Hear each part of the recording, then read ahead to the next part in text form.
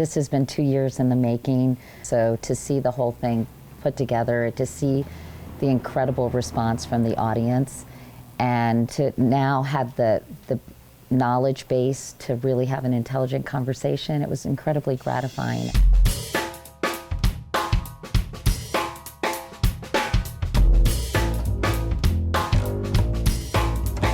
The idea for the film was Katie's, actually. She called me after, we had spoken after Newtown, but then she called me after Isla Vista, Fed Up had just come out, and she said, you know, why does this keep happening? How does 90% of the country support stricter background checks, and yet nothing's changed?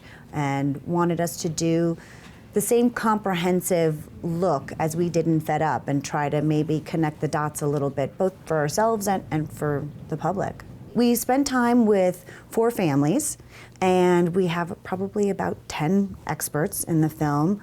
The hardest to pin down was the NRA, who declined to be interviewed for the film. The NRA obviously has its fingerprints on every law that's voted on Capitol Hill in terms of the fear it instills in many of the members. One former NRA executive said that NRA stands for never reelected again. When people say, what would you ask them, there are almost too many questions to say right now, but I think they should answer for a lot of things, and that's probably why they didn't want to be interviewed.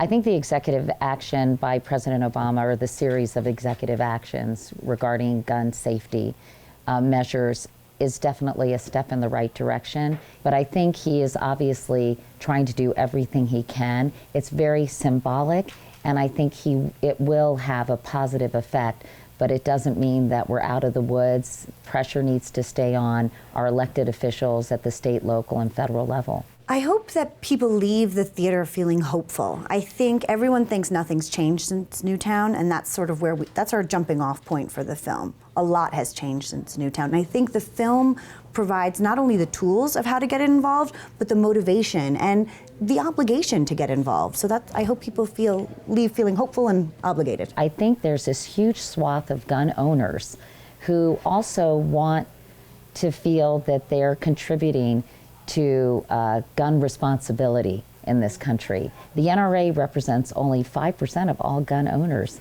in the country, and often has the gun manufacturers' interests at heart. I think when people realize it, they hopefully will say, hey, we all agree on a lot of things. It doesn't have to be this vitriolic, nasty talking at each other situation. We can have an intelligent, informed, civil conversation about common sense measures that can reduce, not eradicate gun violence in this country, but can really take positive steps to significantly reduce gun violence.